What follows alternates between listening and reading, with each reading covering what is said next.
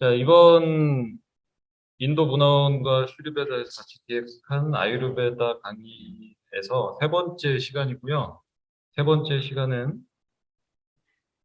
아그니에 대한 내용입니다. 아그니라고 하는 것이 제가 가장 많이 강의를 하고 있는 주제이기도 하고, 어, 쉬운 말로 해석을 하자면 소화력 정도로 이야기를 할 수가 있을 것 같아요. 제가 이제 아유르베다를 처음 접한 지도 2010년에 이제 인도에서 공부를 시작해서 아유르베다 의대에서 공부를 시작했으니까 이제 12년 차가 됐는데 제가 지금까지 공부해온 아유르베다의 공부나 뭐 불교 철학의 공부, 그다음에 오늘 이제 같이 설명이 들어가겠지만 현대의학에서 보는 뭐 소화 흡수력, 장 건강 이 부분이 저는 많은 분들이 반드시 공부를 꼭 해보셨으면 하는 부분이고요. 어떤 영역에서 그러냐 하면 제가 이 아근이라는 주제를 가지고 교육을 받을 수 있었다면 미리 교육을 받을 수 있었다면 제가 뭐 여러 가지 뭐 육체적으로나 정신적으로나 힘든 부분을 많이 겪고 인도까지 가지 않는 일이 안 가게 되지 않았을까 싶어요. 사실 저는 음, 이 아근이 제가 가지고 있는 소화력, 뭐 에너지 이거를 다루는 방법을 몰랐기 때문에 인도까지 공부를 하러 가게 됐고 뭐 그 선택에 대해서는 굉장히 잘된 일이라고 생각을 하지만 모든 분들이 저와 같은 선택을 할 수는 없는 거고 어, 그리고 가장 안타까웠던 거는 이 현대의학적인 도움이나 아유르베다적인 도움이나 일반적인 분들이 일상생활 속에서 누리기가 굉장히 어렵다는 거예요. 저도 저희 아버님께서도 현대의학을 전공한 의학 박사시고 그럼에도 제가 여러 가지 뭐 장 건강에 관련된 문제들, 뭐 과민성 대장 증후군이라든지 어,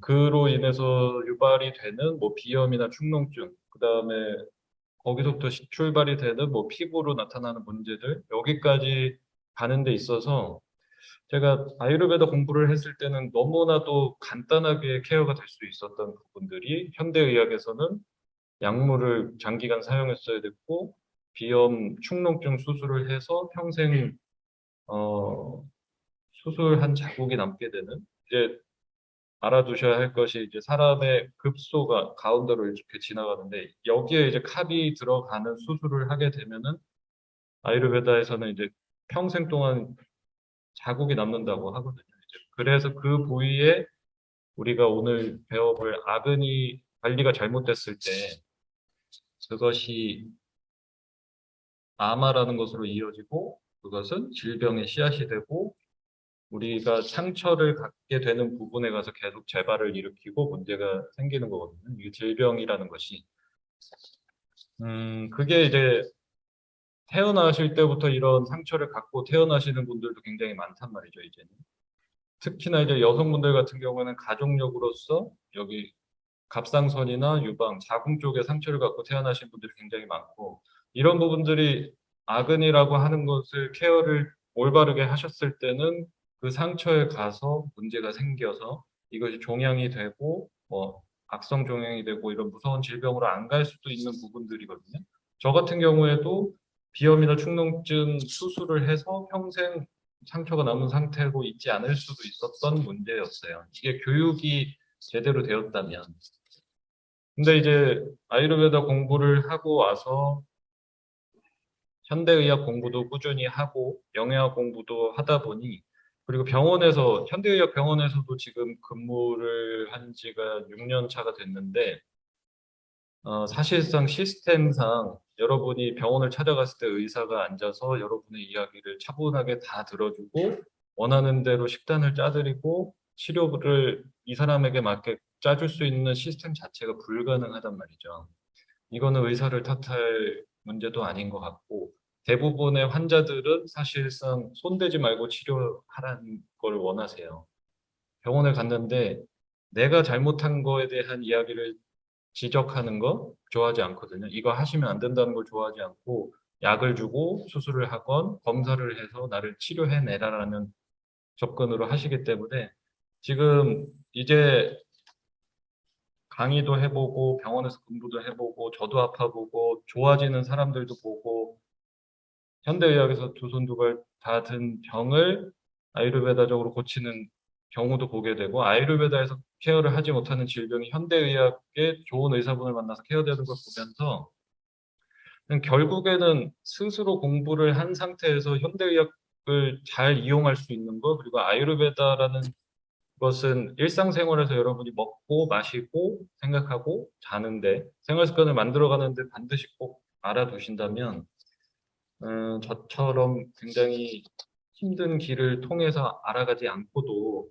충분히 케어가 가능한 부분들이 많을 거다라는 이야기를 꼭 드리고 싶었어요. 오늘 이제 강의를 준비를 하면서 진짜로 이 부분을 사람들이 쉽게 접할 수 있는 교육으로 접하신다면 너무 우리가 갖고 있는 문제들이 생각보다 쉽게 고쳐질 수 있는 게 많거든요. 근데 이제 확실한 거는 오늘 여기 자료에 들어간 것만 실천을 해보셔도 여러분이 갖고 계신 뭐 여러 가지 종류의 문제들이 굉장히 큰 효과를 보실 수 있지만 가장 큰 문제는 하기 싫은 게 문제거든요. 어, 여기에 나와 있는 소화력을 증진시킬 수 있는 거, 장 건강을 건강하게 만들 수 있는 거에 포함되는 거는 안타깝게도 가서 뭐 인터넷에서 영양제를 사서 해결이 될 문제, 뭐 숨겨진 약초를 사서 해결될 문제는 전혀 없거든요. 여러분들이 고치셔야 할 생활 습관에 대한 이야기가 굉장히 많단 말이죠. 이거를 고치면 여기저기 병원 전전하시면서 아팠던 거, 문제가 됐던 거, 피부 질환, 특히나 피부 질환, 소화기 질환, 그다음에 소화기에서 유발되는 피부 질환, 뭐 아토피 건선이라든지, 그다음에 이것이 악성 종양으로 가거나 양성 종양이어서 수술을 해야 되는 컨디션들, 이것을 좀 다스릴 수 있는 것들, 그리고 장 건강이 망가져서 오는 우울증 문제라든지 심리적인 문제까지 또 굉장히 많은 도움을 받으실 수 있지만 집에 가서 막상 건강하게 먹어야 되고 양을 조절해야 되고 아, 간식을 하지 않아야 되고 습관적으로 마시는 걸 줄여야 된다라고 했을 때 실천으로 가시는 분은 거의 없어요. 진짜로 큰 병을 만나지 않으신 분이고서는 돌아가 보시면 하고 싶지가 않거든요. 음.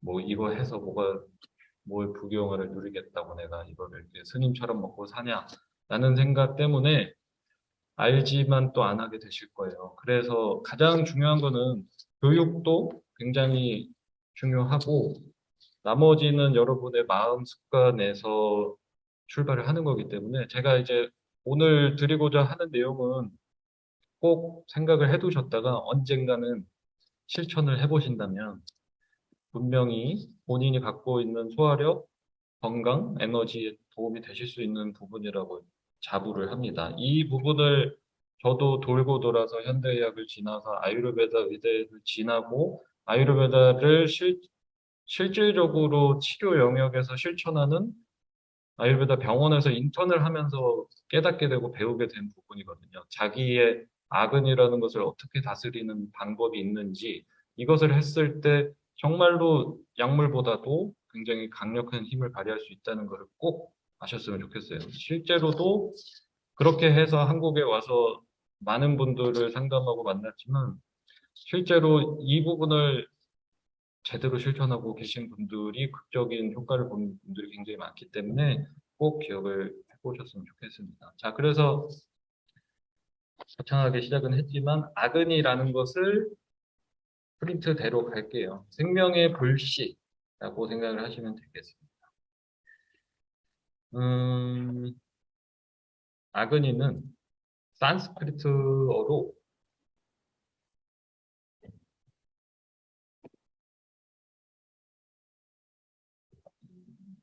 움직이질 않는 이렇게 보시면 돼요. 아그니는 산스크리트어고 뜻은 불이라는 뜻을 가지고 있습니다. 불이라는 것을 우리의 생명력에 비유한 아유르베다의 방식이다 생각하시면 돼요.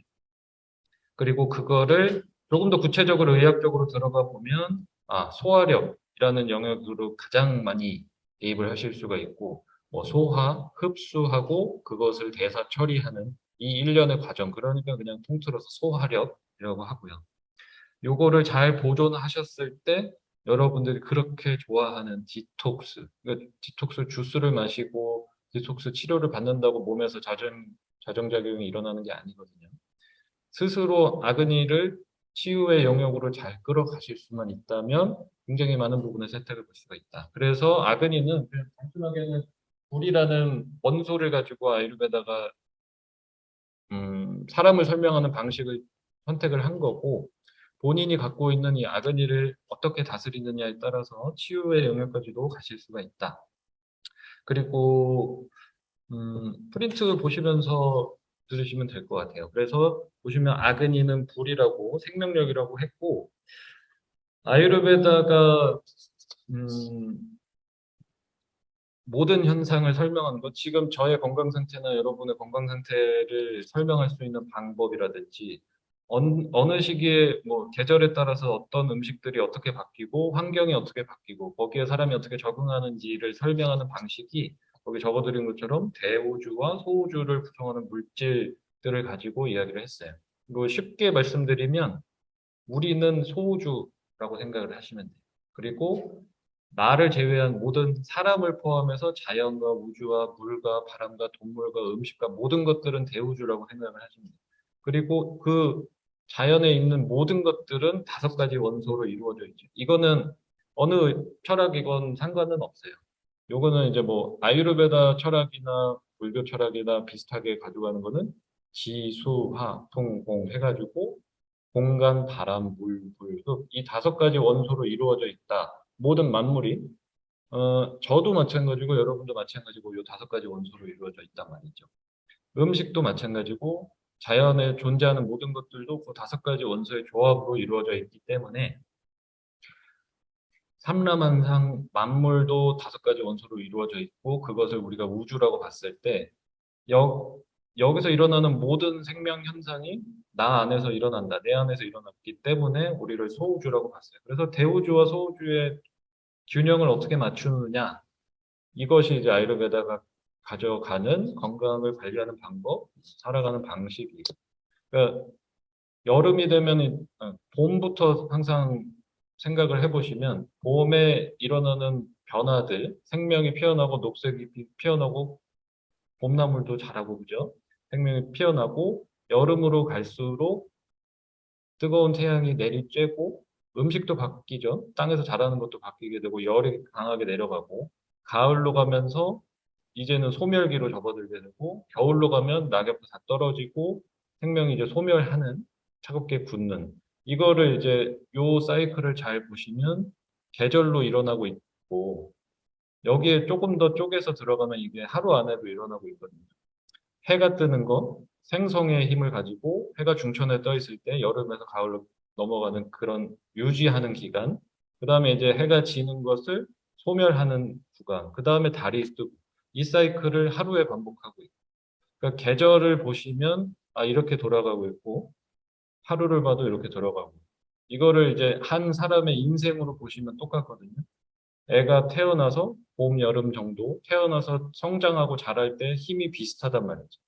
그때 발생하는 힘이랑 아침에 일어나는 변화랑 우리가 어렸을 때랑 에너지가 비슷해요.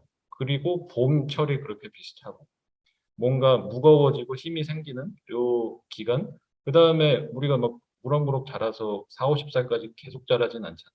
계속 이제 유지가 되는 구간, 연명을 하고 있는 구간이 나오죠. 여기가 이제 낮에 해가 떠 있는 시간대라든지 여름에서 가을로 넘어가는. 그리고 이제 겨울로 접어드는 소멸기로 접어들면 사람이 다 쪼그라들죠. 소멸의 에너지가 강해지기 때문에 이 소멸의 에너지를 받아서 줄어들고 마스 자체가 줄어들고 쪼그라드는 생명이 소멸하는 이거를 이제 밤으로 가는 이 사이클을 가지고 보시면은 자연에서 일어나는 이 생성, 유지, 소멸의 사이클을 사람도 따르고 있기 때문에 이거를 자연스럽게 관찰해서 자연에서 자연스럽게 흘러가는 흐름대로 살면 건강할 수 있다라는 거죠. 그래서 누구나 다 아시겠지만 뭐 제철 음식을 먹으면 건강하고, 그죠? 봄에 일부러 봄에 필요하기 때문에 땅에서 씁쓸하고 떨떠름한 녹색 채소가 잘 자라는 거거든요.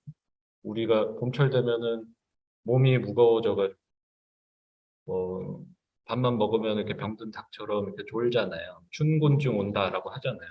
그때는 이제 생성의 에너지가 자연적으로도 굉장히 강하기 때문에 막 꽃도 피고 하고 있고, 우리 애기들 보시면 알 거예요. 그냥 계속 자잖아요. 성장을 하는 생장의 힘은 무겁기 때문에 이런 걸 많이 가지고 있고.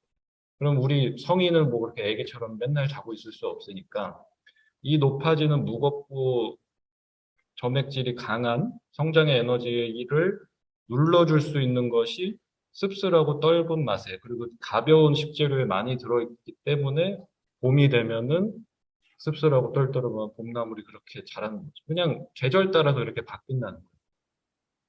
여름에 뜨거운 열을 많이 받아가지고 가을로 가면서 건조해지기 시작하면서 이제 피부 질환도 굉장히 심해지고 알러지, 이제 환절기 때 굉장히 힘들어하시는 분들 많잖아요. 이때 몸 안에서 증가하는 비타 도샤라고 하는 에너지, 이거를 가장 효과적으로 누를 수 있는 것이 달고 떨떠름한 맛을 가진 무언가를 섭취를 하면 되거든요. 그러면 이제 생각만 해도 아시겠죠. 여름에서 가을로 넘어갈 때 알아서 감이 자란단 말이죠. 감의 성질은 달고 거기에 갖고 있는 타닌 성분이 떨떠름하단 말이죠. 이런 식으로 아유르베다는 이 흐름대로 보는 방법을 계속해서 가르치려고 했어요. 이 아근이 또한 여러분이 체질적으로 가지고 태어난 소화력이라는 게 있고 그 위에다가 얹어서 조절을 하셔야 될 부분들이 있단 말이죠. 제가 이제 굉장히 건강한 아근이를 가지고 태어난 사람이었다면 저는 인도까지 가지 않았고 여러분 앞에서 이런 강의를 안 하고 있었겠죠. 뭘 먹어도 소화가 잘 되는 체질? 이런 체질이었다면은 큰 문제가 되진 않았을 거예요. 근데 안타깝게도 모든 사람이 그렇게 태어날 수는 없는 거고. 그거는 우리가 바꿀 수 없는 영역이란 말이죠. 예, 다음 달에 수업 주제가 체질에 관한 건데, 그 체질 관련 강의에서도 말씀을 드리겠지만, 체질은 바꿀 수가 없어요. 그러니까 체질이라고 하는 것은 타고나는 것이고 부모의 계속해서 이어져 내려오는 습이 까르마라고 하는 것이 이어지는 거거든요. 그 사람들이 갖고 있는 유전 정보, 습관, 그 사람들이 거주했던 거주 지역의 날씨라든지 그 사람들이 주로 먹고 마시고 행동했던 것들이 다음 세대로 계속 이어지죠. 그래서 우리는 체질을 지금 세대에서는 바꿀 수가 없어요. 다만 나는 막 살겠다 하고 애를 낳아버리면 이 애는 내 업식을 그대로 가져가게 되는 거죠. 근데 여기서 이제 가장 중요한 거는 본인이 가지고 태어난 체질이 다 다를 거예요. 여기 계신 분들도 전부 다 다르지만 체질의 가장 큰 특징은 스스로 병을 유발할 수 없다는 거예요. 그거를 가장 중요하게 아셔야 돼요. 나는 알러지 체질이어가지고 쟤는 막 먹고 잘 사는데 나는 알러지 체질이어가지고 뭐만 하면 이렇게 막 뒤집어져. 그죠? 그리고 제일 많이 듣는 얘기가 예전엔 안 그랬는데 제가 무슨 체질로 바뀌어가지고요. 갑자기 이제는 막 뭐만 하면 두드러기가 나요. 저는 설사를 잘하는 체질이고 저는 변비가 잘 오는 체질. 저는 멘탈이 약한 체질이에요. 어, 등등 너무 많죠. 가장 중요한 거는 체질은 스스로 병리작용을 할 수가 없다는 거예요. 여러분이 가지고 태어난 거를 스스로 알고 탐구를 하시고, 나는 이런 사람이구나. 쟤는 저렇게 먹는 사람이고, 나는 이렇게 먹으면 변비가 안 오는 사람이구나. 두드러기가 안 올라오는 사람이구나를 아셔야 되는데, 그거에 대한 탐구는 전혀 없이 그냥 모두 다 저렇게 사니까, 다 그렇게 사는 거지. 이렇게 하는 방식으로 접근을 하시면 저같이 인도까지 가게 되는 거죠. 그래서 체질 자체는 절대로 병리 현상을 일으킬 수 없어요. 자기가 가지고 태어난 성향에서 그거를 자꾸만 건드리는 일을 하는 거죠. 매일 먹고 매일 마시고 매일 뭔가를 뿌리는 거에서 자기 체질과 상응되는 것을 자꾸만 하시기 때문에 아플 수밖에 없다. 그것에 가장 기반이 되는 이 아근이라는 거를 일괄적으로 좀 다스리기만 하셔도 이 체질이 이렇게 막 뻗쳐서 병리적으로 나가는 것을 좀 막으실 수가 있어요, 충분히.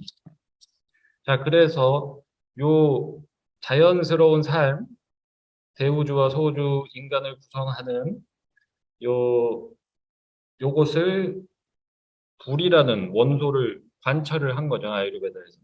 불이 뭔가를 태우잖아요. 그럼 태우면 뭐가 재가 남을 때도 있고 아무것도 남지 않을 수가 있고 우리한테 좋은 게 남을 때도 있고 그죠?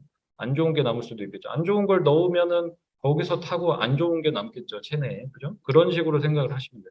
그렇게 불의 특성을 보니까 뭔가 열을 내고 치환을 시키고 변화를 시키고 그것에 남는 것을 가져가는 습성을 본 거죠. 그러면은 사람이 가지고 있는 에너지랑 너무 비슷한 거예요. 무언가를 밖에서 들어오면 태우기 시작하는 거죠.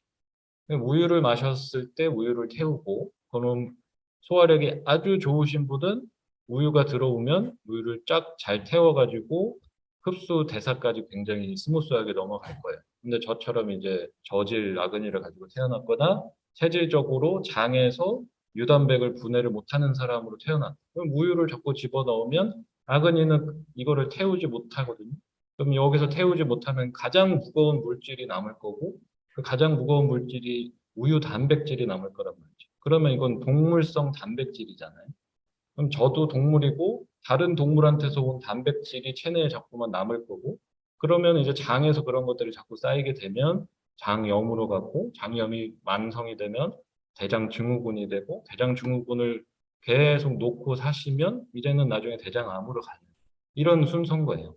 그러니까 체내에 뭐를 남길 거면 남기지 않는 것이 가장 중요한데 여기에 이제 무슨 음식을 드시느냐에 따라서 남는 게 굉장히 달라진단 말이죠. 뭐 내가 맨날 과자 까먹고 맨날 라떼 사 마시고 그죠? 배달 음식만 드시면 그 아그니가 태우고 남는 것들이 뭘지를 생각해 보시면 되죠. 그럼 조미료가 남을 거고 식품 첨가물이 남을 거고 동물성 단백질이 계속해서 남겠죠. 그러면 이거에 취약하게 태어나신 분들은 피부로 여드름이 자꾸만 생기고 기미가 잘 생기고 저희 팬네는 향수 뿌리고 막 나가가지고 해도 막 뽀샤시한데 나는 피부과 다니고 비싼 거 처발랐는데도 맨날 여기 거먹게 이렇게 돼 있어요. 막 나갔던. 이거는 못, 이 싸움에서는 이기실 수가 없어요. 체질 이상 타고난 게 다르기 때문에. 그럼 그 사람이랑 다른 전략으로 가시면 돼요. 피부를 좋게 태어나신 분도 개차반으로 살면 나중에 가서 병리적으로 바뀔 거예요. 굉장히 쉽게 까매지는 또는 여드름 발생이 잘 되는 장을 가지고 태어난 사람이 관리를 잘 하시면 이 사람보다 훨씬 깨끗하고 건강한 피부로 갈 수가 있는 것처럼 이거는 결국에는 아그니를 다스리는 싸움일 뿐이다. 자, 그래서 이 아그니를 가지고 소화 흡수 대사를 결정을 하는 방법을 좀 알아두시고 어떻게 하면은 이 소화력이 조금 건강한 상태로 유지가 되고 어떻게 하면 좀 깨져 나가는지를 설명을 좀 들어보시면 좋겠습니다. 음, 일단 그 프린트대로 가야 할 것 같은데 아그니 상태를 결정짓는 세 가지. 근데 아그니가 그래서 뭘까라는 상상이 잘 안 그려지신다면 아까 그 불 이미지가 있잖아요. 그냥 여기 어딘가에 그 불이 타고 있다. 그러면 이 불을 어떻게 강하게 유지를 할 것인가? 이게 강하게 유지되시는 분들은 많이 드셔도 잘 타고 뭘 먹어도 잘 타는 이런 상태라고 생각을 하시면 돼요. 그러니까 면역력이 올라갈 수밖에 없겠죠. 잘 태우면. 그런 이유는 외부에서 들어오는 것들에 반응을 잘 할 테니까. 아그니는 불이고 생명력이고 소화흡수 대사고 소화흡수 대사는 음식만 하는 거는 아니에요. 음식만은 아니고 바깥에서 들어오는 모든 거를 우리 아그니가 처리한다고 생각하시면 되거든요. 그러니까 입으로 들어오는 것도 처리를 하겠죠. 입으로 들어오면 아그니가 처리를 할 거고 두 번째로 가장 중요한 것도 피부에도 똑같이 아그니가 있어요. 그러면 피부에 있는 아그니는 어떤 거를 바르느냐에 따라서 달라지겠죠. 잘 생각을 해보시면 이걸 현대의학적으로 말씀을 드려야 좀 이해가 쉬우실 텐데 여러분이 그렇게 좋아하시는 유산균, 프로바이오틱스 이런 것들을 먹는 이유가 장 속에 뭐 균이 좋아진다더라 해서 뭐 드시잖아요. 먹어도 좋아지진 않지만 그 요거트 그렇게 먹고 유산균 그렇게 사 먹고 프로바이오틱 사 먹고 이것도 안 되니까 프리바이오틱스 사 먹고 이것도 안 되니까 세 개 다 섞인 것도 나오고 막 하죠. 근데 아무도 안 좋아지잖아요. 요것들을 먹는 이유는 장 속에 있는 균들이 건강해지면 밖에서 어떤 음식을 집어넣었을 때 그 균들이 음식을 다 소화를 시키는 거거든요. 그러니까 장 건강을 그렇게 바꾸는 컨셉이에요. 이게 아유르베다가 애초에 이야기를 했던 아그니를 건강에 보존하는 방법이거든요. 이것처럼 똑같은 균종들이 여러분의 피부에도 있단 말이죠. 여기 두피에도 있고 얼굴에도 있고 몸에도 피부에도 다 똑같은 박테리아들이 있어요. 그러면은 무엇을 발라주고 사느냐에 따라서 얘네의 환경이 달라지겠죠. 이거를 약하게 갖고 태어난 친구한테 입욕제를 써서 닦아주고 그 샤워 타올을 가지고 애 등을 벅벅 문질러 대시고 거기다가 먹지 못하는 화학 제품을 등에다 쩍쩍 발라주시고 이런 섬유유연제 그득한 옷을 입고 애가 입기 시작하면 음. 근데 애가 아그니를 약하게 가지고 태어났다. 면역력이 약하게 태어났다. 그 이 친구가 가진 유산균의 균종이 약하다. 그것의 원인은 굉장히 다양하지만 제왕절개를 해도 애가 장 건강이 좋지 못하고 모유 수유를 안 해도 좋지가 못해요. 그러니까 여러 가지 이유로 약하게 태어난 상태에서 그런 화학 물질에 노출이 되면 아토피, 뭐 건선, 어려서부터 이렇게 터지기 시작하는 거죠. 방어막이 다 깨져버리고. 그러니까 잘 생각을 해보시면 음식으로 들어가는 환경이나 피부 환경이나 똑같아서 여러분들이 장 청소를 하겠다고 이제 뭐 각을 용액을 마시고 장 청소를 하지는 않잖아요. 그러니까 음식은 그래도 깨끗하게 먹으려고 하시는데 피부는 거품을 내서 막 박박 닦아가지고 죽어라 죽어라 이렇게 문지르시고 그 위에다가 이상한 거 자꾸만 발라주시고 이렇게 두시면은 피부 방어막이 깨질 거예요. 굉장히 쉽게. 그러니까 그렇게 다들 살잖아라고 생각을 하시는데 그렇게 사는 사람 중에 이제는 너무 많은 숫자가 폐암으로 가거나 유방암으로 가거나 여성암으로 발전을 하고 있죠. 그렇게 사용하는 것들이 여성 호르몬과 유사한 환경 호르몬을 많이 가지고 있기 때문에. 그러니까 아그니는 이렇게 잘 우리와 친화적으로 잘 다스리면 방어막을 강하게 싸울 수도 있고 요거를 무너지게끔 생활을 하시면 굉장히 무서운 질병으로도 갈 수 있는 게 아그니다. 생각을 하시면 돼요. 자, 그래서 아그니의 상태를 결정짓는 세 가지. 아그니의 상태를 결정짓는 세 가지는 말이죠. 잠시만요. 이거 지금 녹화 거기 화면 되고 있을까요? 되고 있어요.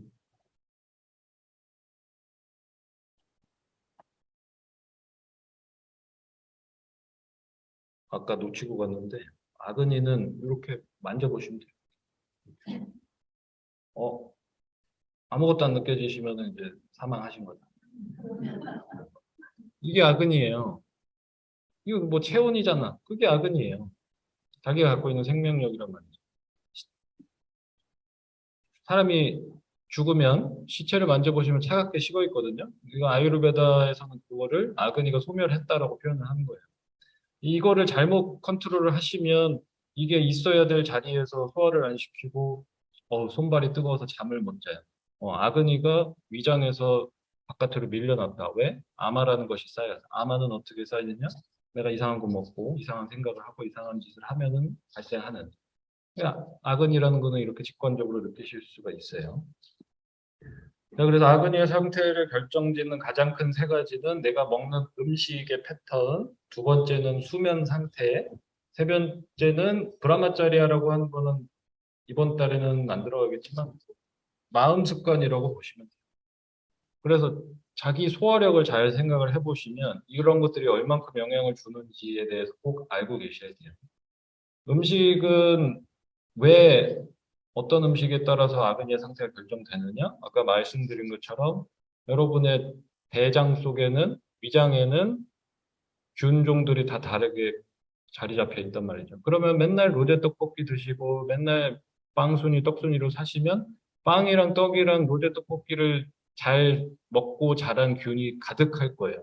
그럼 이런 사람한테 이제 안 먹던 브로콜리를 쪄서 주고 아스파라거스를 썰어서 주고 버섯을 주면 무슨 잔디맛 같아요. 이상해요. 이런단 말이죠. 왜냐하면 그거를 소화시키는 균이 장 속에 하나도 없어요. 그렇기 때문에 자기가 먹는 패턴대로 장 속에 이 환경이 만들어지기 때문에 음식은 무엇을 먹어주느냐에 따라서 달라집니다. 그래서 이쪽으로 한 방향으로 이렇게 드신 분들은 다 똑같이 성인병으로 가고 이쪽으로 먹은 사람은 다 똑같이 여드름이 잘 생기고 아토피가 생기고 막 이런 쪽으로 가고 한쪽은 살도 안 찌고 이렇게 쪼그라드는 이제 아유르베다에서 보는 왔다 피타 카페라고 그러니까 음식의 형태에 따라서도 자기 성질이 다 바뀐다는 거예요. 두 번째는 수면은 이거는 많은 분들이 잘 연결을 못 하시는데, 수면의 질에 따라서 소화력의 상태가 어마어마하게 달라져요. 뭐, 어제 내가 수면이 부족했다. 또는 어제 평소에 못 잤던 잠을 왕창 몰아서 잤다.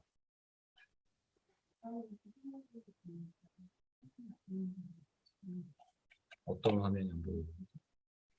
아, 내가 안 보인다고. 다시 왔습니다. 무슨 얘기를 하고 있었죠? 아, 수면이요. 잠을 잘 자면은 당연히 밥이 잘 넘어가는 거는 뭐 너무 당연한 얘기, 쓸데없는 얘기죠. 근데 잠을 잘 못 자시면 사람이 스트레스 상태로 빠지게 된단 말이죠. 물리적인 스트레스 영역으로 빠져요. 이따 뒤에서 나올 텐데 옆에도 써 있네요. 수면을 수면이 부족해지면 물리적으로 사람이 스트레스를 받게 되고 물리적인 스트레스를 받으면 장으로 가야 될 피가 뇌로 가기 시작해요. 스트레스 호르몬이 막 나오기 때문에. 스트레스 호르몬이 나오면, 살아야 된다. 생존 본능이 발동을 해서 뇌로 피가 간단 말이죠.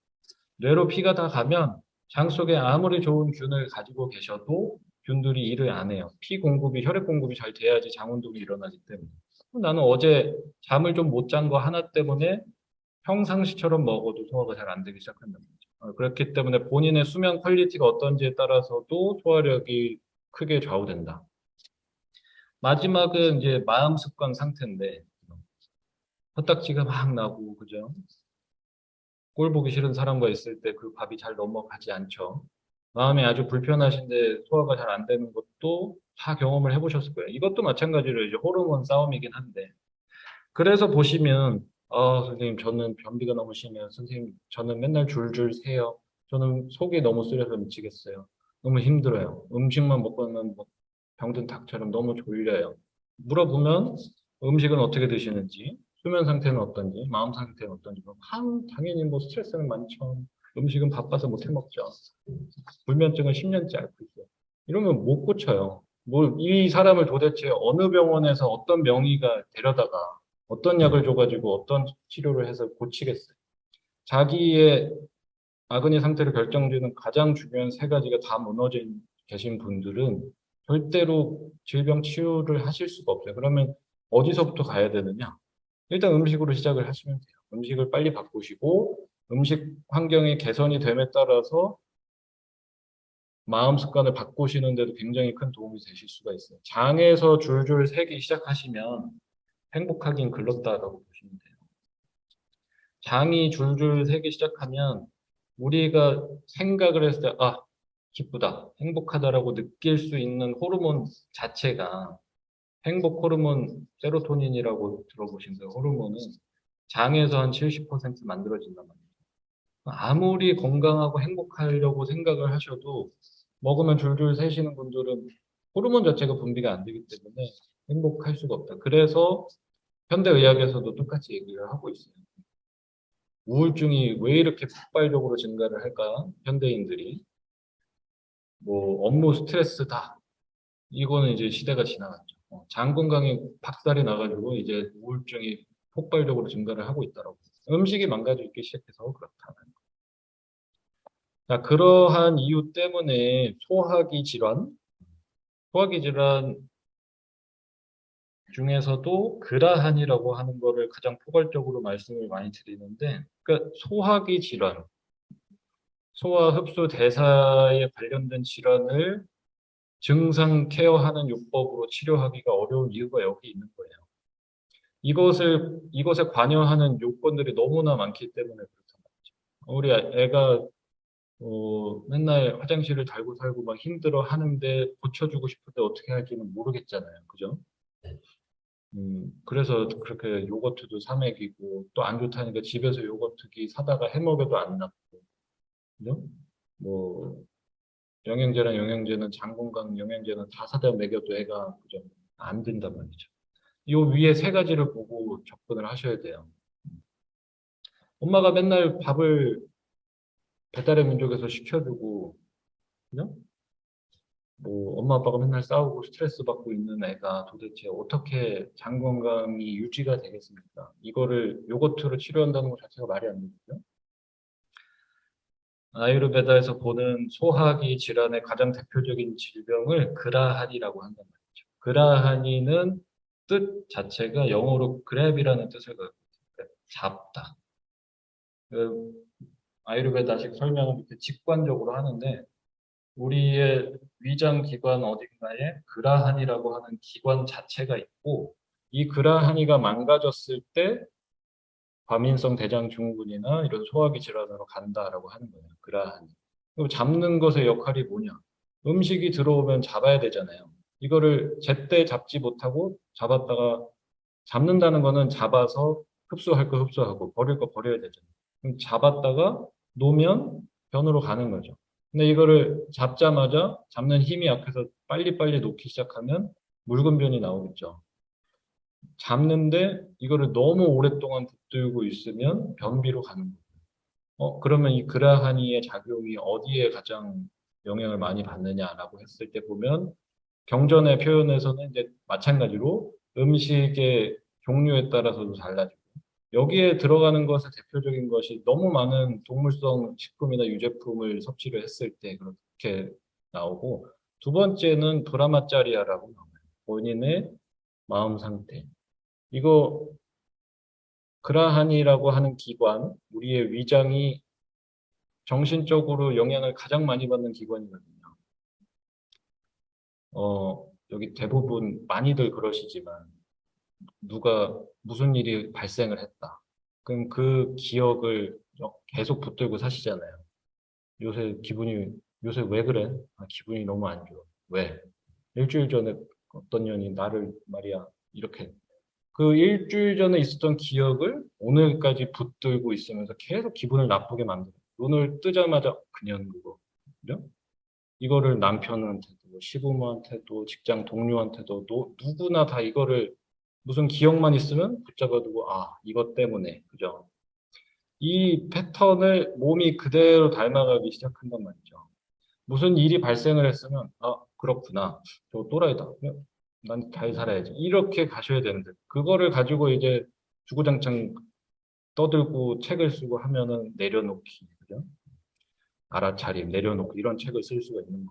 그럼 무슨 일이 발생만 하면 그걸 꽉 붙들고 안 나요. 그럼 자기 성격 기질이 되거든요. 이걸 보통 한 15년, 30년씩 쥐고 있어요. 모든 사람들이. 어렸을 때 내가 이런 트라우마가 있어가지고 나는 되게 예민한 사람이니까 뭐 나한테 이러지 마. 자꾸 울타리 치는 거죠. 그래서 보시면은 사회생활을 할 때 그런 거를 가장 못하시는 분들이 어디만 가면 너네 직장에는 좋은 사람들 말고 니네 남편은 그렇게 좋은데 왜 나는 직장에 가면 사이코밖에 없고 어디만 가면 다 재수가 없고 다 마음에 안 들고 다 그래. 어디만 가면 운이 없게도 다 이상한 사람들만 온다는 거예요. 음, 자기가 이제 환경을 그렇게 만들고 있음을 전혀 깨닫지 못하시고 계속해서 붙들고 놓지 못하는 거죠. 그러니까는 자꾸만 사람한테 다치고 안 다치기 위해서 어느 그룹만 가시면 으름장을 놓는 거죠. 나 이런 사람이니까 조심해줬으면 좋겠어. 그러면 뭐 처음 만날 때부터 이 사람과의 관계는 깨진 거죠. 그죠? 난 이런 거 굉장히 싫어하는 사람이야. 조심해. 이렇게 시작하시면. 이런 습관대로 무슨 감정이나 생각들을 꽉 쥐고 가는 습관을 가지시면 그러하니까 우리의 위장 기관이 그대로 닮아요. 아, 뭐가 들어오면 잡아야 되는구나. 라고 인식을 한단 말이죠. 그럼 생각이 들어오는 것을 자꾸만 잡고 안 놓으시면 음식이 들어오는 것도 자꾸 안 나요. 그래서 가장 크게 스트레스를 심하게 받으시는 분들이 변비를 심하게 앓기 시작하는 게 오면 안 놓거든요. 빨리빨리 놓는 연습을 하시는 거예요. 그냥 이러다가 이렇게 못 살겠어 해가지고 이제 술 퍼마시고 이제 막 살기 시작하시면 이제 막 놓기 시작해요. 이렇게 그러거나 말거나 그냥 놓고 사는 거죠. 줬다가 한참 쉬다가 막 폈다가 줬다 폈다. 이렇게 해서 이제 그라니가 마탱이가 가면 과민성 대장 증후군으로 가는 거예요. 변비가 왔다가 물 걷다가 변비가 왔다가 물 걷다가 아수라장이 되는 거죠. 그러니까 이런 부분들을 현대의학 병원 가가지고 의사 선생님 앉혀두시고 제가 20년 전에 트라우마를 시작해가지고요. 직장에 이런 일이 있고요. 저는 평상시에 이런 음식을 먹고요. 이런 얘기를 들어주실 의사 선생님 안 계시거든요. 시스템상 불가능해요. 그리고 어차피 처방이 나갈 수 있는 거는 뭐겠어요? 지사제 아니면은 관장약 아니면 그죠? 소화제 아니면 제산제 선택지가 없어요. 이 사람을 붙들고서는 이 사람의 인생을 바꿔줄 수 없단 말이죠, 의사가. 그러니까 결국에는 자기가 빨리 캐치를 해서 시작을 하셔야 되는 영역이라서 소화기 질환을 가지고 계시고 거기서부터 유래해서 문제를 많이 갖고 계신 분들은 대중요법으로 접근하실 생각을 하시면 안 된다는 거예요. 이거를 고쳐보겠다고 자꾸 유튜브 보시고 이거 저도 해당되는 얘기라서 뭐라고 말씀을 못 드리겠는데 이런 걸 보시면서 어떻게 고칠까 그 자기가 하셔야 되는 영역이거든요. 어디 나와가지고 의사 선생님도 모아놓고서는 밥상 짠 해가지고 한 시간 동안 떠든 다음 짠 해가지고 비밀 해가지고 RTG 뭐 오메가 RTG 뭐 이런 거 그러면은 다 나 없어서 못 사. 이런 거에는 그만 휘둘리셔야 돼요. 그런 거에는 휘둘리시면 안 되고 아까 말씀드린 것처럼 요 세 가지를 가지고 이제 뒤에서 나올 부분도 생각을 꼭 해보고 실천의 영역으로 넘어가야 된단 말이죠. 결국에는 여기서 그래 그래 그래 그랬다가 집에 가면 하기 싫어. 이렇게 된단 말이죠. 그렇기 때문에 결국에는 실천의 영역으로 넘어가셔야 되고 반강제적으로라도 실천을 좀 해보시면 반드시 다스릴 수가 있어요. 그거를 염두에 두시고요. 음, 자, 아까 다 설명은 했어요. 아그니와 아마에 대해서. 아근이라는 거는 이제 우리가 가지고 있는 소화력이라고 봤을 때 아근이를 망치는 습관을 가지고 계시면 아근이를 망치는 습관은 뒤에서도 또 나올 거고요. 내 소화력을 망치는 습관을 가지고 계시면 자꾸만 뭔가를 태우지 못하고 남기 시작한다. 그러면 그것이 남는 것이 모든 질병으로 퍼져나갈 수 있는 씨앗이 되는 아마도샤라는 것으로 발전을 한다. 아마도샤는 현대의학에서도 굉장히 관심 있게 보는 영역이에요. 이걸 가지고 논문을 쓸 정도로 거기서는 메타볼릭 톡신 해가지고 대사 독소라고 얘기를 했어요. 그러니까 본인이 생활을 하면서 만들어내는 대사 과정에서 남은 결과물이 독소로 작용을 할 때 이것이 암으로 가는 질병의 씨앗, 면역 질환을 유발하는 거, 뭐 관절염을 유발하는 거, 피부염을 유발하는 거 다양하게 간다고 보고 있죠. 자, 이런 거는 이제 음식을 잘못 조합해서 먹는 습관이나 수면 장애나 수면 부족, 스트레스 가장 크게는 운동 안 하시고 이렇게 가시면은 고치기가 어렵다. 잘못된 음식의 조합 같은 경우에는 저희 그 슈리베다 유튜브 쳐가지고 잘못된 음식의 조합하면은 영상 가장 조회수 높은 거 찾아서 보시면 돼요. 1시간짜리 라이브 한 게 있는데 굉장히 많은 분들이 모르고 계시는 것들이 너무너무 많기 때문에 잘못된 음식의 조합에 대해서는 좀 생각을 해보셔야 돼요. 가장 대표적으로 항상 뭐 수업마다 말씀을 드리는 게 유제품을 가장 주의해서 드셔야 되는데 유제품에다가 과일을 같이 먹거나 유제품에 녹색 채소를 같이 먹는 것들이 이제 현대인들이 가장 많이 하는 실수거든요. 무슨 소리냐면 요거트랑 과일이랑 먹지 마시는 거예요. 유제품이랑 과일이랑 먹으면 소화 흡수 대사를 거치지 않고 그냥 바로 대사 독소로 넘어가는 거예요. 그러면 요거트에다가 과일을 넣거나 샐러드에다가 치즈를 뿌리시거나 샐러드에 요거트 드레싱을 뿌리시거나 요거트를 그냥 먹으면 또 심심하니까 딸기를 넣어가지고 요거트 스무디, 딸기 스무디를 드시거나 이런 것들 다 포함되는 거예요. 그래서 유제품을 잘못 먹기 시작하면 대사 독소가 아주 아주 많이 쌓이게 되실 거다. 그리고 뭐 이런 거랑 특징적으로 가장 잘못하고 있는 것들이 꿀을 열에 가해서 먹는 거. 꿀을 뜨겁게 먹는 것도 바로 대사독소로 넘어가요. 설탕이 몸에 안 좋다고 그래가지고 막 이렇게 요리하는데 꿀 넣어가지고 지지고 볶고 하시면 그거 그냥 다 독소 드시는 거랑 마찬가지예요. 술을 진탕 먹고 다음날 아침에 남편이 속 쓰려 죽겠다면 그래 죽어라 이러고 우선은 꿀물을 따뜻하게 딱 주시면 골로 가는 거예요. 그렇기 때문에 그런 것들을 대사독소를 유발하는 가장 특징이다. 그래서 현대인들의 삶의 특징을 딱 보시면은 이 암화가 너무 쉽게 쌓일 패턴으로 가요. 이렇게 막 놓고 살다가 건강해져야겠어. 딱 결심한 분들이 뭐 합니까? 아침에 딱 과일 스무디에다가 샐러드 산더미 같이 해가지고 그거 먹는 걸로 시작을 하죠.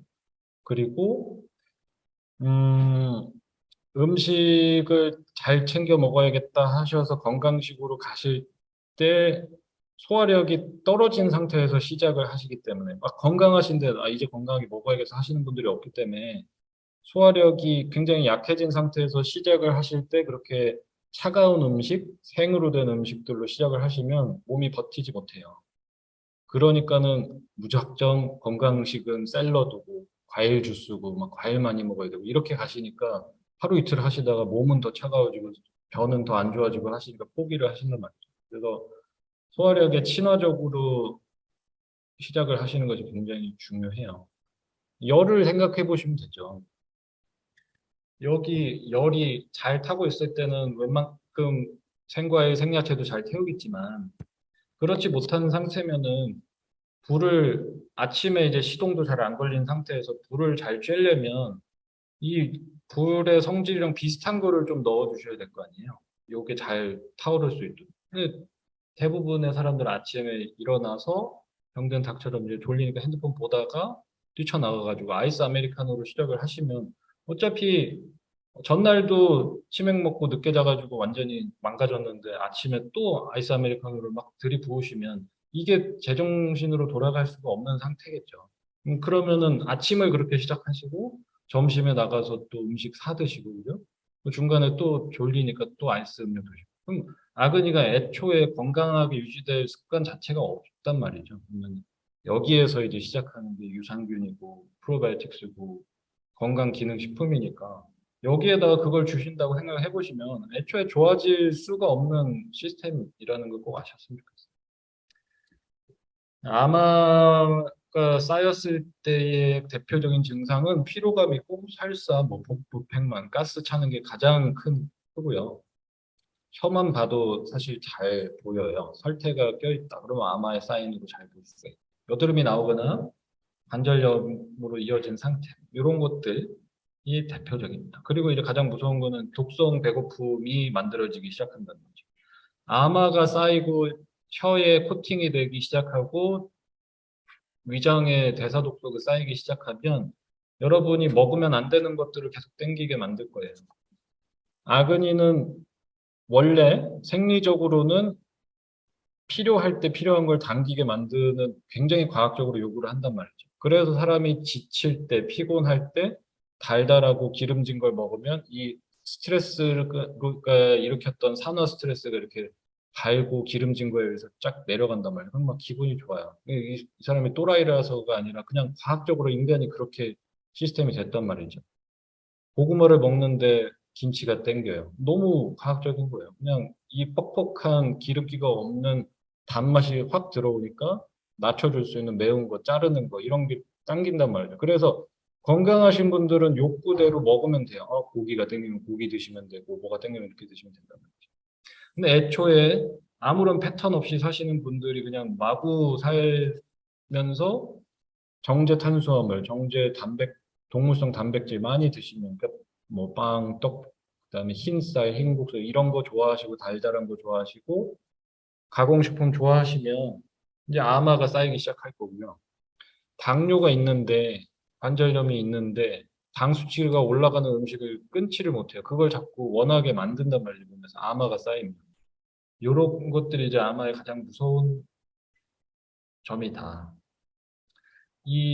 그래서 아마를 효과적으로 태워낼 수 있는 방법은 요 세 가지예요. 지르나, 히타, 미타라고 하는 세 가지인데, 요거를 기억해서 꼭 실천을 해보셨으면 좋겠는데, 지르나라고 하는 거는 소화가 마무리된 상태를 유지하시는 거예요. 소화가 된 상태를 유지하는. 네. 이거를 제일 못 하실 거예요. 그러니까 뒤에 거부터 설명드리면, 히타라고 하는 거는 아까 말한 것처럼 장에 유익한 음식으로 아이템을 바꿔주시는 건데, 이것도 뭐 바로 안 하실 것 같아서. 밑단은 양을 조절하는 거예요. 과식하지 않는 거고. 근데 가장 중요한 거는 이 지르나라고 하는 거예요. 지르나라고 하는 거는 소화가 된 상태를 유지하는 시간을 주시라는 거예요. 근데 100명 중에 99명은 그 상태를 경험해 보지 못하고 죽는다고 하거든요.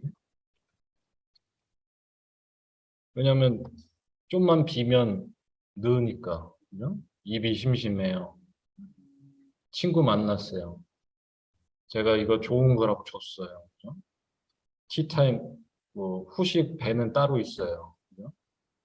뭐, 오만 가지 이유로 쉬는 시간을 안 준단 말이죠. 쉬는 시간만 주셔도 그렇게 원하는 디톡스가 알아서 잘 일어나는데, 이거 우리나라에서는 검사를 안 했지만 미국에서는 성인 남녀 조사했을 때 죽을 때까지 미국 사람 얼마나 많아요? 그 인구의 거의 한 7, 80%가 태어나서 죽을 때까지 소화가 된 상태를 유지해서 디톡스가 일어나는 구간을 들어가지 않고 죽는다는 거예요. 음. 그 시간, 거기에 있는 이 타임이 여러분의 삶의 퀄리티랑 수명을 결정하는 골든 타임이라고 하거든요. 현대의학에서도. 굉장히 중요한 부분이에요. 여기까지 설명하고 잠깐 쉬었다 갈 텐데, 우리의 몸은 그래서 언제 가장 효율적으로 아마를, 톡신을, 염증을 제거하는가? 정답은 안 먹을 때예요, 안 먹을 때. 가만히 계시면 돼요, 가만히. 작작 먹고 가만히 있으면은 좋아질 수 있는데, 가만히 있으니 불안하고 초조하니까 자꾸 뭘 마시고 먹고, 그죠? 가만히 있으니까. 그리고 또 좀 건강하게 먹는다 그러면은 운동도 안 하시면서 단백질은 어떻게 해요, 선생님? 이런 식으로. 그러니까 일단은 좀 작작 먹는 습관부터 들이셔야 된다. 첫 번째는 우리 인간은 이렇게 소화 흡수 대사 과정을 거쳐가요. 뭔가를 음식을 먹으면 아나볼릭 페이즈라 그래서 여기에서 흡수를 해가는 시간대가 필요하단 말이죠. 음식을 먹고 보통 평균적으로 한 두세 시간은 요 시간대로 들어가요. 그리고 모든 흡수가 끝나고 나서 처리할 거 처리하고 나면 카타볼릭 페이즈로 들어간단 말이에요. 뭔가를 태우기 시작하는 구간. 이때 염증, 톡신 제거를 하는 시간이에요. 이 시간대로 접어들게 하시는 것이 핵심이다. 오토파지 효과랑 똑같은 거죠. 지금 오토파지 효과에 대한 이야기를 하려고 하는 거예요. 이 아그니를 다스리는 방법이 현대의학에서 이야기하는 암 치료에도 쓰는 오토파지 효과에 대한 이야기예요. 이렇게 보시면은 글루코스 커브라고 해서 음식을 먹으면 기분 좋아지는 시간이죠. 또 당 수치 올라가고 기분이 반짝 좋아요. 그리고 떨어지기 시작하면 자연스럽게 소화가 되니까. 그러면 건강한 습관을 가지고 계신 분들은 여기에서 아무런 느낌이 없어요. 당이 떨어졌다고 해서 뭘 먹어야겠다는 생각을 안 하는 거예요. 왜냐하면 이때 당이 떨어지고 나는 순간부터 디톡스 기간으로 들어가는 보내야 하는 거죠. 여기를 주시려면 이 독성 배고픔에 의해서 이때 또 먹지를 않아야 하는 거예요. 당 수치가 올라갔으면 글루코스 커브가 올라갔다가 내려갔을 때 당이 떨어지자마자 음식을 먹는 습관들, 자주 먹고 마시는 습관을 가지시면 절대로 디톡스로 못 들어간다는 걸 아셔야 되고, 디톡스가 다 끝나고 나서 또 안 드시면 내 몸에 있는 거를 태울 거 아니에요. 내가 가지고 있는 에너지를 태우기 시작하면 안 되니까 그때 비로소 진짜 배고픔, 이제 먹어야 된다라는 사인을 보내는 거죠. 근데 이제 여기 계신 분들의 90%도 이렇게 살고 계실 거예요. 먹고 당 떨어진다. 불안해, 초조해, 짜증나. 또 먹고 그죠? 그러니까 계속 바시락바시락 되면서 막 젤리 꺼내 먹고 초콜릿 꺼내 먹고 떡 꺼내 먹고 그죠? 커피를 계속 홀짝홀짝 먹고 영원히 디톡스가 일어나지 않을 거예요. 소화력은 영원히 좋아지실 일이 없어요. 올라가면 이게 음식의 종류가 이렇게나 중요한 게 이렇게 완만한 곡선을 그리면서 자주 먹는 것도 건강에 아주 안 좋은데 대부분의 사람들은 굉장히 높은 곡선을 그렸다가 추락한단 말이죠. 정제 탄수화물을 좋아하시는 분들은 그렇게 돼요. 흰쌀, 흰빵, 흰떡 이런 거 좋아하시면 섬유질이라는 게 없으니까. 그러니까 브로콜리를 씹어서 비트를 씹어서 단호박을 씹어서 드신 분들은 이게 섬유질도 있고 육즙도 있고 다 있으니까 천천히 당이 올라가고 포만감이 느껴지고 천천히 떨어지니까 막 불안 증세가 없어요. 대신에 짜릿한 건 없겠죠. 막 브로콜리 드시면서 어머 막 이러시는 분 없잖아요. 근데 이제 이런 것만 먹다가 방부제가 첨가물이 뭐 트러플 향이 들어간 뭘 빵을 찍어서 먹으니 어머 기분이 너무 좋아요. 그죠? 브런치 카페까지 왔겠다. 막 술 먹고 이제 막 이렇게 해가지고 피크가 딱 올라가니까 여기는 잡아두는 힘이 없어요. 섬유질이 없어서. 그러면 바로 추락하거든요. 그럼 이 떨어질 때 짜릿한 만큼 반드시 부작용이 온단 말이죠. 기분이 우울해지고 초조하고 배가 고픈 것 같고 막 이상한 기분이 자꾸 드는 거예요. 그러면 또 먹는 거예요. 그러니까 이렇게 사시기 때문에 아그니가 다스려질 시간도 없고 건강을 유지할 수 있는 뭐 방법이 없다는 거죠. 자, 그래서 지르나 히땀 이땀은 기억을 하셔도 소화력을 다스리는데 충분한 효과를 보실 수가 있습니다. 저 효과를 잘 끌어내시려면 먹지 않는 시간을 반드시 만드셔야 돼요. 마시지 않는 시간을 반드시 만드셔야 되거든요. 그래서 식단 일지를 써보면 가장 쉽게 알 수가 있는데 개인 상담을 해서 식단 일지를 써보면 컨디션이 안 좋으신 분들 대부분은 기본 5끼예요. 기본 5끼. 그러니까 지금 아이디어 자체를 좀 바꾸셔야 되는 게 5끼를 먹는다는 게 식사 5끼를 하는 얘기가 아니고요. 그냥 떡 한 줌을 집어 먹는 것도 쉬는 시간을 깨트리는 거예요. 여러분이 드시는 차 한 잔으로도 쉬는 시간이 깨진단 말이죠. 그러면 그것들 다 도합해서 보시면 많게 나오시는 분들은 10번, 12번까지 가요. 그냥 아침에 일어나서 커피 한 잔 했어요. 조금 있다가 또 커피 한 잔 했고, 그 다음에 점심 먹고요. 그 다음에 카페 가서 디저트 먹고, 조금 있다가 또 건강 챙겨야 되니까 하루 병가 먹고요. 조금 있다가 또 커피 먹고, 그 다음에 집에 와서 저녁 먹고, 그 다음에 조금 있다가 과일 먹고, 그 다음에 차 마시고 잘. 그럼 뭐 9번, 10번은 우습게 나와요. 대부분의 사람들. 그러시면 이제 소화력 좋은 거는 기대 절대로 하시면 안 된다라는 이야기였고, 음, 저희가 12시 반까지라서 5분만 쉬었다가 요 장건강 파트 하고 마무리를 할게요.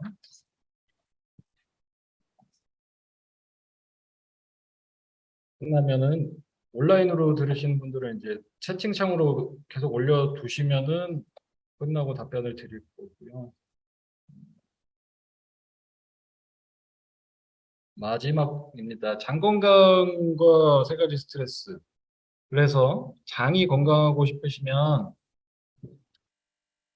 마찬가지예요. 오늘 뭐 이거 하면은 이거 먹으면 건강해진다더라 이런 거 없으니까 그런 기대하지 마시고 어떻게 하면 건강해진다는 요 3가지 스트레스를 피하는 노력을 하셔야 돼요. 자, 위장의 환경은 3가지 스트레스의 영향을 크게 받아요. 3가지 스트레스에 대응하는 방식이 모두 동일합니다. 3가지 스트레스는 적혀 있는 대로 물리적인 거, 화학적인 거, 감정적 스트레스. 여러분이 일반적으로 스트레스다 하면은 감정적 스트레스만 알고 계시지만 물리적인 스트레스도 있고요. 화학적인 스트레스가 있어요. 그리고 감정적인 스트레스. 이 3가지는 똑같아요. 몸이 반응하는 방식은 똑같아요. 물리적으로 스트레스를 받았다. 대표적으로 과식했다. 밥을 너무 많이 먹었다. 과로했다. 수면이 부족하다. 약간 미친 사람처럼 운동을 했다. 이런 식으로 물리적으로 스트레스를 받게 되면 교감신경이 흥분을 한단 말이죠. 얘 스트레스를 받고 있다. 그러면 스트레스 반응 호르몬을 피에다가 쏠 거예요. 코티졸 호르몬을 표 하고 쏴요. 그러면 피 속에서 스트레스 호르몬이 돌겠죠.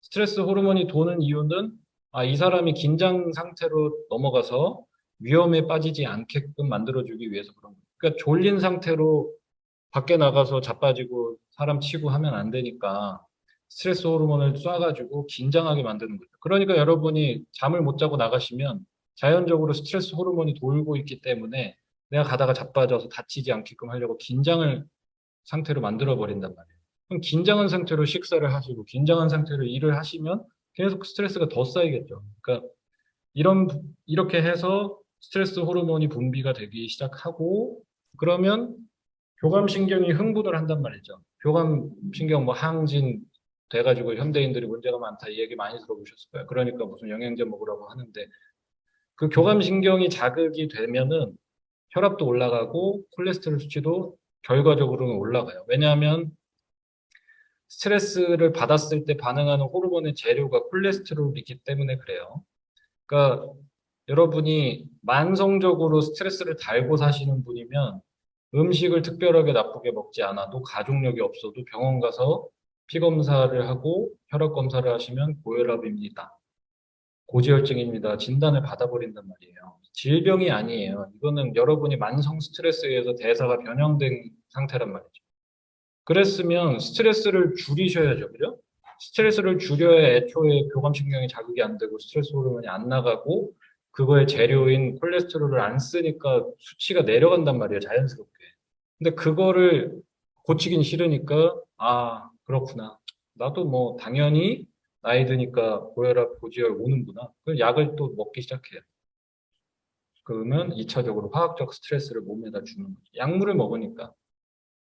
여러분이 스트레스 받아가지고 혈압을 마구마구 높이고 혈관이 좁아지니까 죽지 마라 그래서 막 펌핑해가지고 살라고 혈압을 열심히 높여놨더니 그러니까 내가 음식을 잘못 먹어서 혈관이 두꺼워지고 고지혈증이 오고 막 몸이 건강하지 않으니까 혈압을 막 올린단 말이죠. 살라고.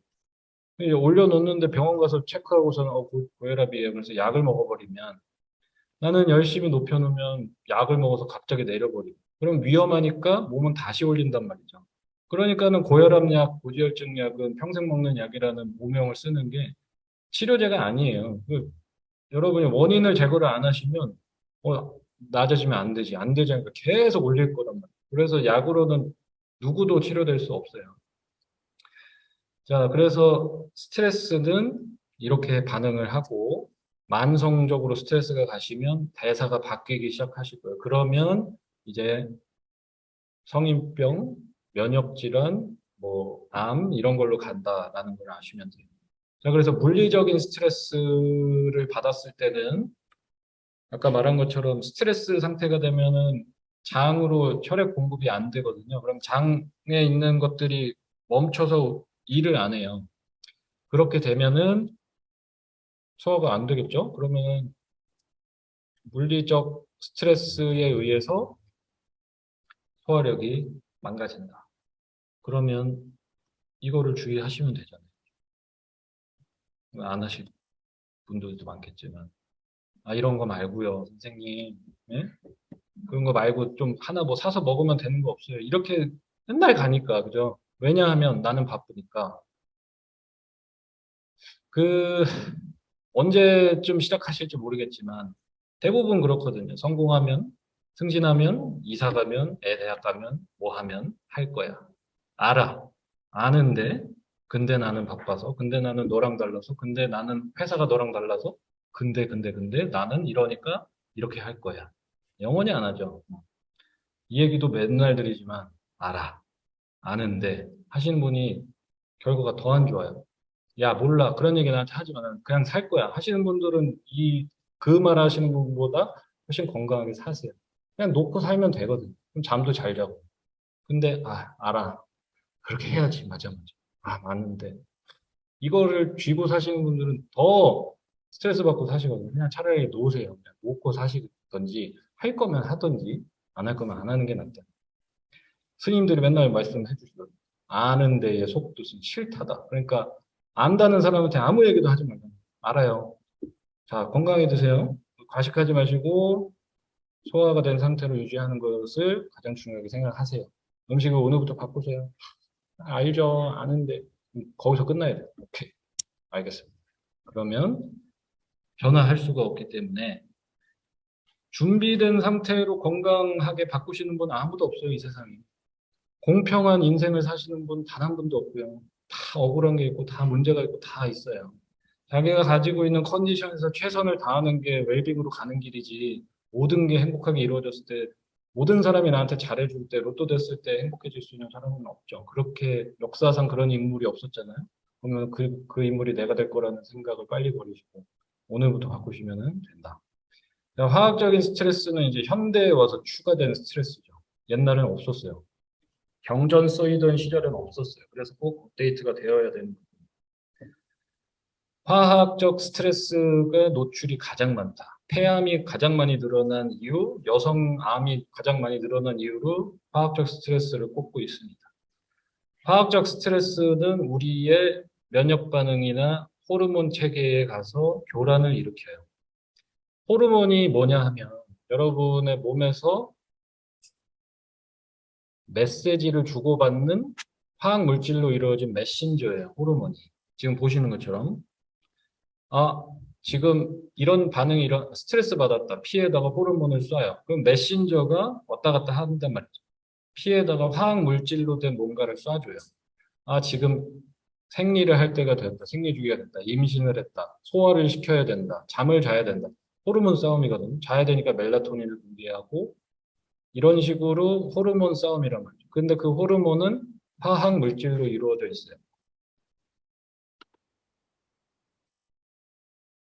화학 물질로 이루어져 있는데 이것을 어, 이따가 답변을 드리고. 자, 이거를 잘 생각을 해보시면 뇌랑 뭐 자궁이랑 이렇게 주고받고 있었어요. 메시지를. 유방이랑 여기랑 위장이랑 뇌랑 신호를 주고받고 있었단 말이죠. 화학 물질을 쏴가면서. 근데 바깥에서 유사한 호르몬이 자꾸 들어가요. 소위 말하는 환경 호르몬, 유사 호르몬, 내분비계 교란 물질이 자꾸 들어와요. 그러면 착각을 일으키기 시작하거든요. 어? 내가 지금 생리 때가 돼서 생리를 해야 되는데 바깥에서 다른 화학 물질이 유입이 돼요. 유사한 호르몬이. 그러니까 신호가 다르게 가기 시작하거든요. 생리를 할 때가 됐는데 생리를 안 해요. 임신 준비를 열심히 하는데 임신이 절대로 안 되고, 그죠? 생리통이 너무 극심해지고 양이 너무 많아지고 날짜가 왔다 갔다 하고 이런 것처럼 소화가 너무 더디게 되고 너무 빨랐다가 바깥에서 자꾸만 메신저를 교란시키는 것들을 넣어준단 말이죠. 근데 이게 세 군데를 루트를 통해서 들어오고 세 군데. 첫 번째는 입으로 들어오는 거고 음식을 통해서 호르몬 유사한 게 들어오는 게 가장 많은 게 유제품에서 이제 많이 들어오겠죠. 왜냐하면 소한테 호르몬을 맞춰서 키우니까 건강해야 되고 젖을 많이 짜내야 되고 닭한테는 주사를 맞춰가지고 알을 많이 낳아라 산란 촉진제를 맞추고 호르몬을 유입을 하는 거죠. 그리고 동물 복제가 안 된 상태로 닭장에서 스트레스 받고 학대를 받아서 달걀이 나오니까 그 안에 닭이 가지고 있던 코티졸, 스트레스 호르몬이 다 들어가요. 그죠? 이런 식으로 유제품이나 뭐 계란이라든지 이런 동물성 식품에서 호르몬 유입이 가장 많아졌어요. 그래서 잘 아시다시피 뭐 미국이라든지 우리나라보다 이런 거를 소비를 빨리 많이 하는 나라들은 성조숙증이 굉장히 심해지고 그죠? 뭐 미국 사람들 보면은 막 10대인데 벌써 발육이 장난이 아니죠. 외부에서 자꾸 들어오니까. 이제 이런 사람들이 3, 40대 넘어가기 시작하면서 벌써 여성암으로 가기 시작. 그러니까 음식에서부터 이렇게 심하게 영향을 받기 때문에 음식은 항상 주의를 하셔야 되고요. 동물성 식품은 먹으면 안 된다라는 얘기가 절대로 아니에요. 드실 거면 퀄리티가 좋은 거, 동물 복지가 된 거, 호르몬 첨가되지 않은 거 다 명시되죠, 요새는.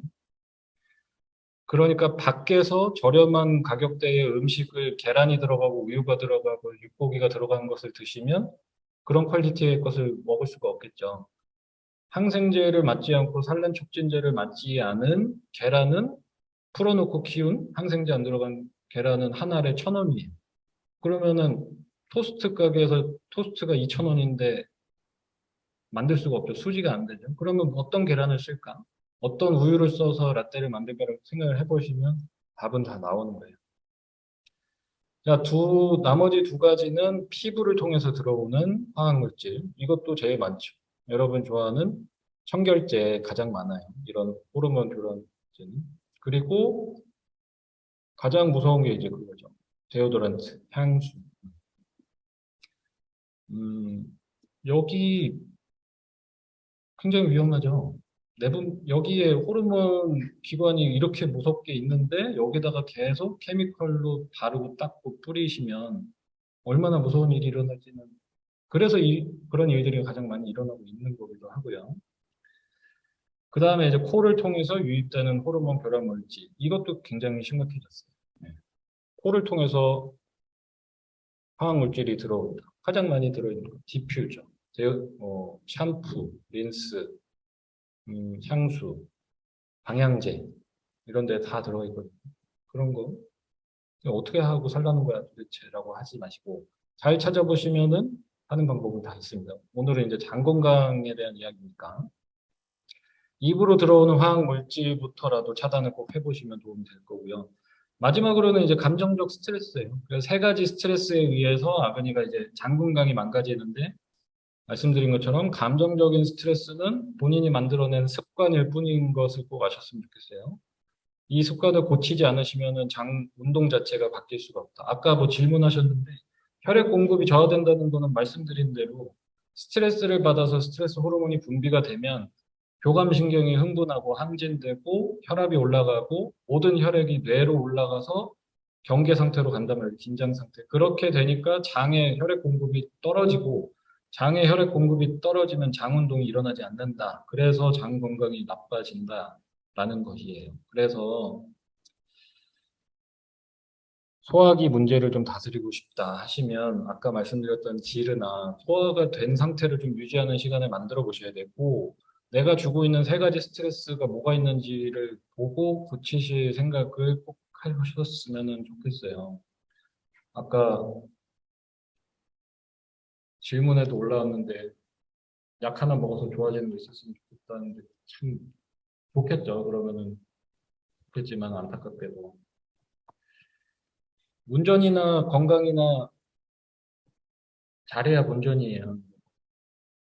누가 잘 산다고 칭찬해 주는 것도 아니고 잘 먹는다고 칭찬해 주지 않지만 그래야 우리가 본전을 찾고 건강하게 좀 유지를 하실 수 있으니까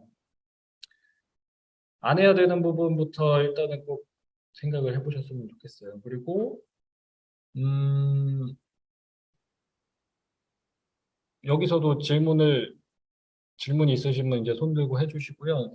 여기 먼저 올라왔던 것들은 답변을 드려야겠는데요. 그 물 마시는 거에 대해서도 질문들이 사실 굉장히 많은데 그 현대의학적으로 하루에 몇 리터의 물을 마셔야 된다는 의학계에서 한 얘기가 아니라는 걸 꼭 아셔야 돼요. 의사가 한 얘기도 아니고 의사가 설령 했다고 하더라도 90년대, 2000년대 들어서 이미 다 수정이 된 부분이에요. 하루에 몇 리터 이상의 물을 마셔야 된다라는 것은 없어요. 본인한테 흡수가 저희만큼 필요한 만큼 물을 마시는 습관을 만드시는 게 중요하지. 물을 많이 마셔야 되니까 자주 마시는 분들 역시나 소화액이 희석되기 때문에 건강하실 수 없다는 걸 꼭 아셔야 되고 좀 패턴을 만드시는 게 중요해요. 패턴을 만들어서 드시는 게 중요하고 차를 많이 드시는 분들 잘 생각해 보셔야 돼요. 하루 중에 내가 물을 얼마나 마실까 생각해 보시면 거의 다 국물을 먹거나 주스를 먹거나 차를 먹지 물을 마시는 분들이 굉장히 많이 없거든요. 차를 달고 살기 시작하시면 탈수로 반드시 갑니다. 차를 내려서 물을 끓인 거를 드시면 그것을 희석하기 위해서 몸에서 물을 더 가져가기 때문에 장기적으로 탈수로 빠질 염려가 있어요. 탈수로 가면 뭐 물 마시면 되지가 아니거든요. 영양소 다 뺏기고 면역력이 떨어져요. 그래서 잘 생각해 보시면은 차를 마시는 동물은 인간밖에 없어요. 그래서 그게 건강이랑은 도움이 되는 습관이라고 생각 버리시고 물을 드셔야 되고요.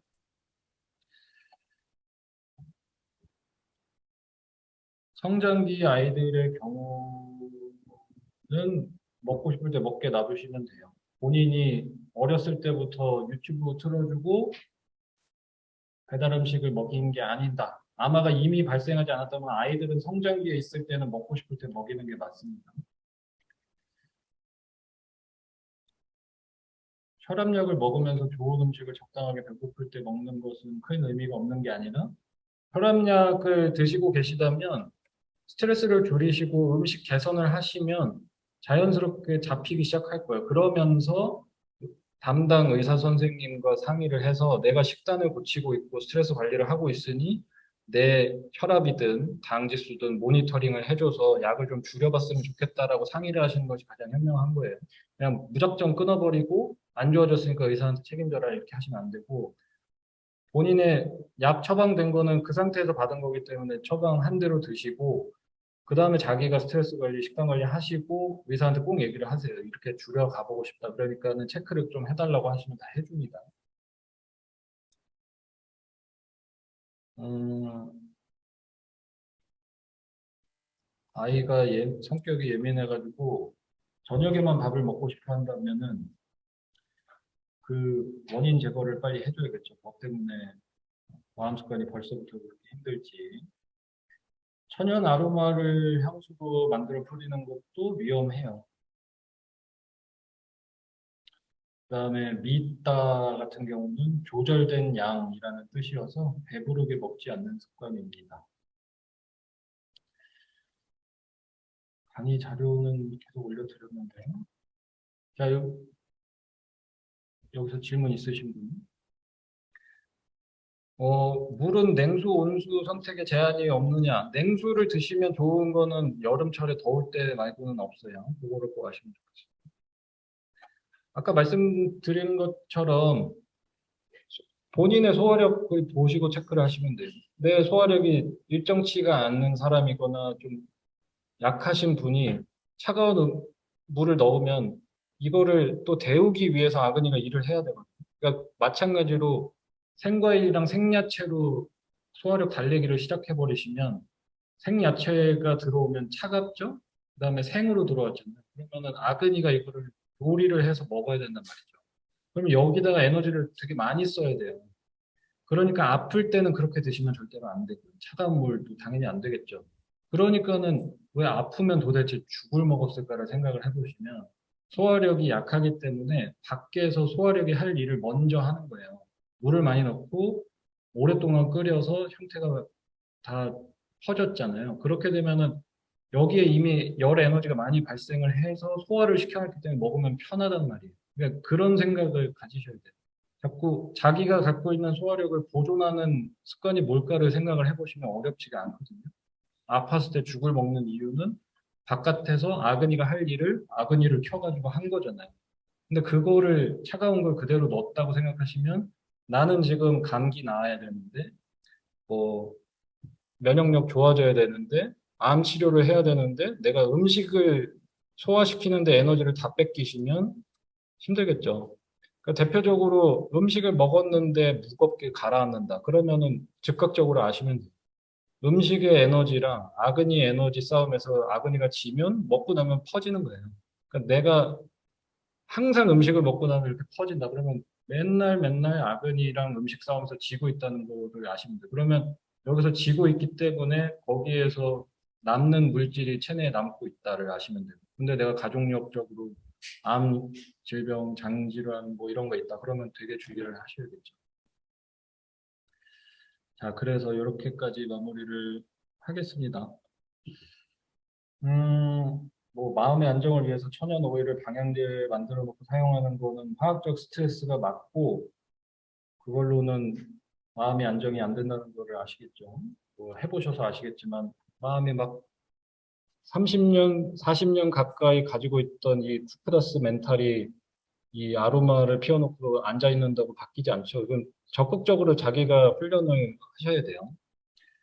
자, 그러면은 온라인은 여기서 마무리를 하고요. 오프라인 오신 분들 이제 추천하고 마무리를 하겠습니다. 아로마 테라피는 아유르베다의 부분이 아닙니다. 네. 자, 그러면 여기서 종료를 할게요.